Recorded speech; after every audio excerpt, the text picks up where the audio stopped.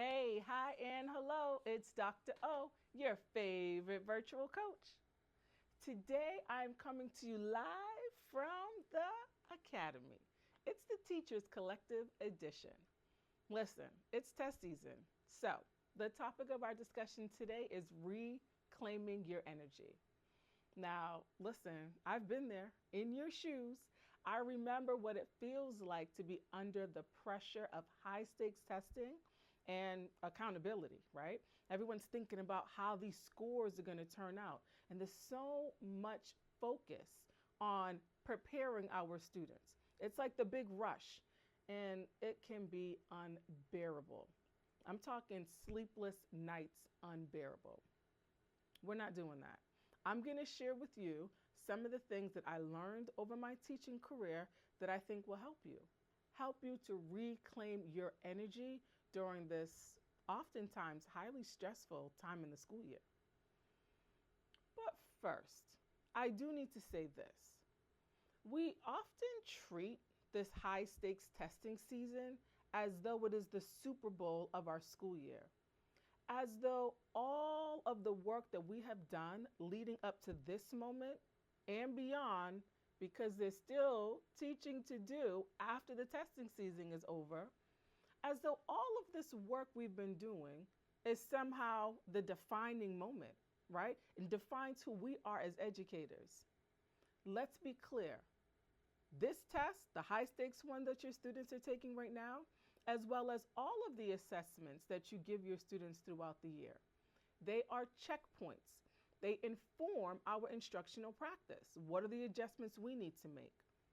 With that being said, we need a mindset shift. We need to remember that these high stakes tests are not a judgment of us. They are information that we can use to make the necessary adjustments. Okay? So let's jump in. I want to give you my 3 strategies for reclaiming your energy. But I just also remembered that I wanted you to get in the comments real quick, okay?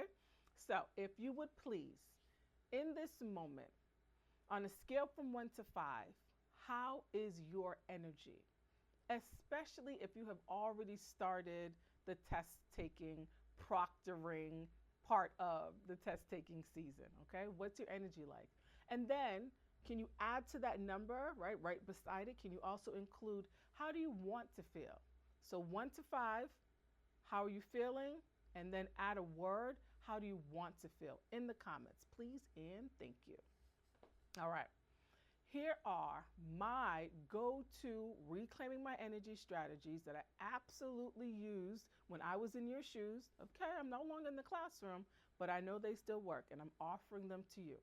Here go my notes right here, so I just want to make sure I don't miss any. All right, so first things first, please remember to drink your water. Water is essential.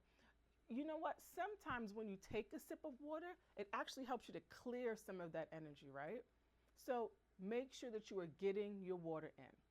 Also, take a moment to do some stretching. And when I say stretching, this can be with your kids. I would actually invite them when you get those breaks in between different parts or different sections of those testing days, right? Ask your students to join you in stretching, some neck rolling, some arm stretches, maybe jogging in place. Whatever it is, you want to lead your students in shifting the energy, reclaiming their energy. Another thing that I have tried and definitely would implore you to do as well is on those days of testing, and maybe every day, right? And every day, maybe you consider getting outside, right? During your lunch break or whatever break you get during the testing season. Maybe you pop outside real quick just to breathe the fresh air, even and maybe especially if it's raining. Hopefully there's some kind of a covering that you can step out and not get wet, okay? And let's not forget a short walk around the building. Let's say you don't want to go outside. If you're in New England like I am, the winter months are not kind to us. So maybe you're not walking outside, but maybe you take a lap around your building, okay? And then last, as it relates to the work that must go on even during test season, please, please, please During test season and even during other parts of the school year, please remember you do not have to grade every single piece of paper every single day, but maybe especially during test season. Maybe this is the time to give yourself some grace and be kind to yourself. And so I would say, yes, grading is important. And I've actually written a blog on grading, right? Like we need to be really efficient about what we're collecting that needs to be graded, because if we're asking students to complete it, we should definitely be giving them some feedback on it. But we've got to be smart about it, okay? But especially during test season, I would say set a block of time. Maybe it's 30 minutes, maybe it's an hour, 45 minutes, whatever, somewhere in between there, because I know it doesn't take less than 30 minutes typically to grade several pieces of paper, right? If you're at elementary school, you might have 25 or 30 students.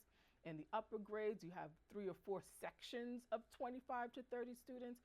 So you've got several papers to grade here, right? But you're going to set your timer.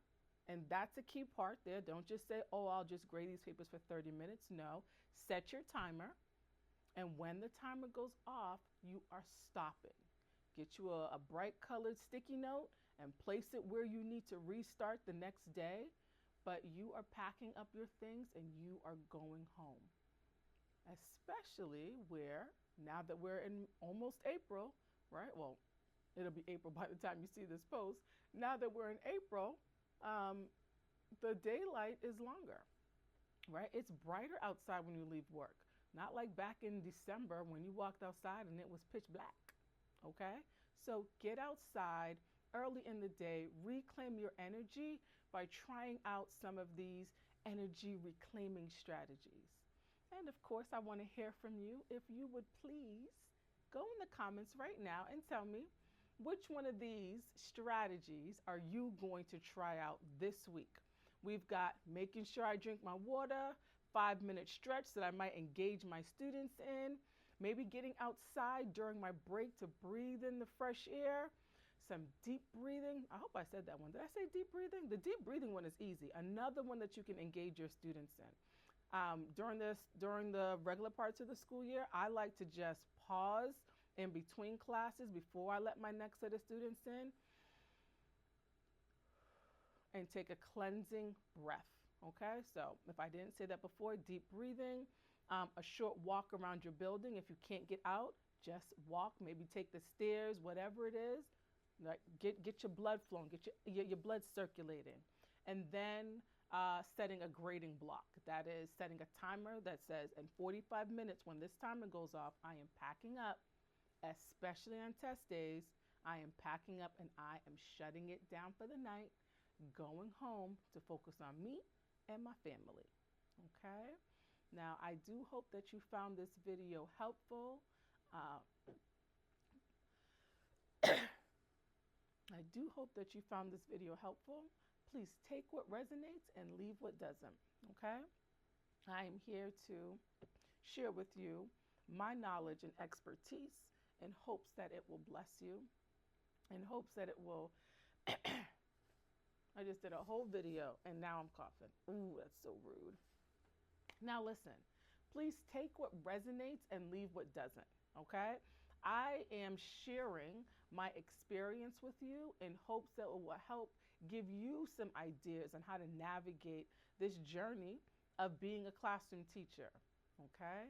And if you found the video helpful, be sure to like, share, follow, subscribe, whatever platform you are seeing this video on. Be sure to share the video with a hardworking teacher friend of yours. And yeah, that's it for now. I will see you next time, super teachers. Keep up the great work. Thank you for your service. Peace.